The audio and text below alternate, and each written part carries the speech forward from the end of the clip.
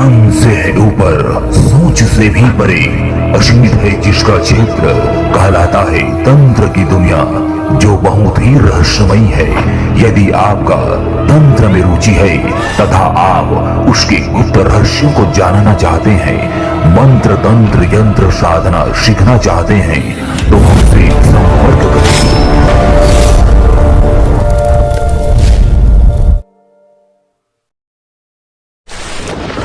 प्रस्तुत है 3 दिवसीय गुरु दीक्षा और तंत्र दीक्षा शिविर कार्यक्रम 31 मई 2026 से 2 जून 2026।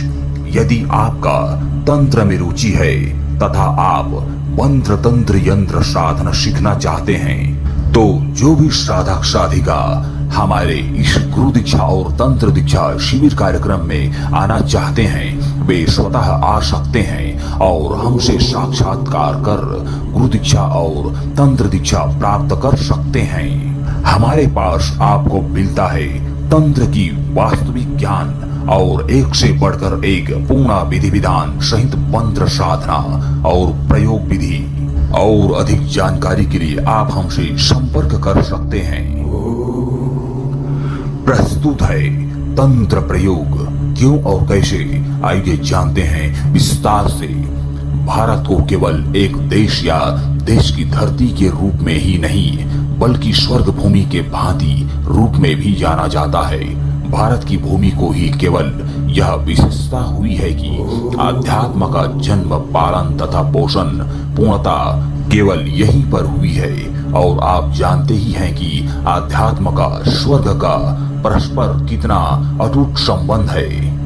भारत की धरती में ही केवल स्वर्ग भूमि वाली विशेषताएं पूर्णतया से पाई जाती है। इसी कारण भारत की स्वर्गीय भूमि पर विभिन्न भांति की चमत्कारिक जड़ी बूटियां भी पाई जाती हैं।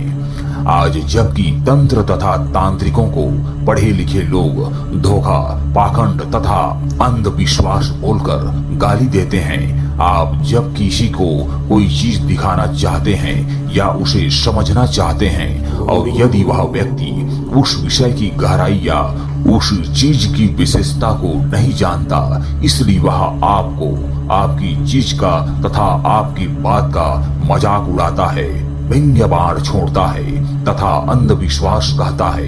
यही स्थिति पढ़े लिखे लोगों को हो गई है। जिस पश्चिमी सभ्यता के पीछे यह लोग दौड़ते हुए जिस तंत्र को पाखंड तथा अंधविश्वास कहते हैं, उसी तंत्र को पाश्चात्य लोग अपने जीवन में उतार रहे हैं। वहां पर इस विषय पर विस्तार से अनुसंधान चल रहा है। यदि वह लोग पाखंड कर रहे हैं या अंधविश्वास फैला रहे हैं, व्यर्थ का जीवन जीने जा रहे हैं, तो यह उचित नहीं है कि आप उनकी सभ्यता अपनाएं। यह जानकर भी यदि आप पश्चिमी सभ्यता के दीवाने हैं, तो भगवान जाने कौन कितना दोषी है। भारतीय लोग थोड़ा बहुत पढ़ लिख करके पश्चिमी सभ्यता का अनुकरण करते हुए तंत्र तथा तांत्रिक को गाली देते हैं, जबकि इसी विषय को पश्चिमी देश वालों ने पराविज्ञान के रूप में स्वीकारते हैं। कितनी विडंबना है भारतवासियों के लिए कि वह भारतीय होकर भी भारत के ही पुरातन विद्या को गाली देते हैं, जबकि इसी विद्या ने विदेशी विद्वानों को आकर्षित कर रखा है। शिक्षा का अर्थ होता है बौद्धिक विकास। शिक्षित होने का यह अर्थ नहीं होता है कि व्यक्ति अपने नैतिक मूल्यों से ही गिर जाए और प्राचीन महर्षियों को तथा प्राचीन ग्रंथों को गालियां दे। यह भूल जाते हैं कि जिस विद्या को आज सभ्य समाज प्राप्त कर रहा है, वह भी सर्वप्रथम भारत में ही प्रारंभ हुई थी। हालांकि आज कलयुग के समय कुछ पाखंडी तांत्रिक लोग अपने निजी स्वार्थ के लिए तंत्र का दुरुपयोग करते हैं, परंतु इस बात से कोई लेना देना नहीं है कि तंत्र पाखंड या अंधविश्वास है। आज बहुत से रोगों को आधुनिक चिकित्सा जगत मानता ही नहीं है, क्योंकि उसके पास कोई सबूत ही नहीं रहता। जैसे कि भूत प्रेत का साया, मरी मसान का प्रकोप। यदि इस प्रकार का नेगेटिव ऊर्जाओं का प्रकोप किसी व्यक्ति को लग जाता है, तो फिर यह डॉक्टरों के समझ से बाहर और विज्ञान से ऊपर हो जाता है। फिर इस भाषा को ही पराविज्ञान कहते हैं, जिसका इलाज केवल और केवल तंत्र में है, तांत्रिकों के पास है। इस बात को कोई भी नकार ही नहीं सकता।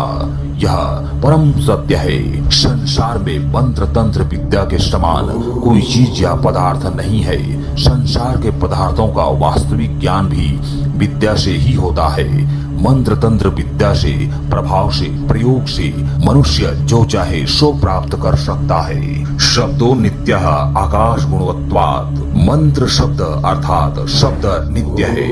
आकाश गुण के कारण शब्द कभी भी मरता नहीं है, यह अमर है। वैज्ञानिक भी इसे स्वीकारते हैं कि शब्दों के उच्चारण से ध्वनि तरंगे मनुष्य के मस्तिष्क को तथा वातावरण को प्रभावित करती है। मंत्र की शक्ति और स्वरूप की व्याख्या करने पर यह कहा जा सकता है कि मंत्र नाश रहित है। जहाँ वाणी नहीं जा सकती वहाँ मंत्र जा सकता है। भारतीय महर्षियों ने विद्या को ही उत्तम साधन माना है। मोक्ष तथा सर्व प्रकार की मंत्र सिद्धि के लिए गुरु मंत्र तथा शास्त्र ज्ञान और गुरु से प्राप्त मंत्र उत्तम माना गया है। साधना और सिद्धियां बिना गुरु के संभव नहीं होता है। यह सभी तांत्रिक संप्रदायों में समूहों में लागू है। इसलिए तंत्र क्रिया का सबसे प्रथम चरण होता है गुरु दीक्षा और तंत्र दीक्षा। इसके बाद ही फिर कोई शक्ति सिद्धि साधना किया जा सकता है। निष्कर्ष यह कि गुरु ही सभी साधना सिद्धियों का कुंजी है। इसलिए सभी शिष्य साधक गण सबसे पहले गुरु दीक्षा और तंत्र दीक्षा प्राप्त करें, फिर तंत्र के क्षेत्र में आगे बढ़ें और एक सफल श्रेष्ठ तांत्रिक बने। आज के लिए इतना ही। धन्यवाद।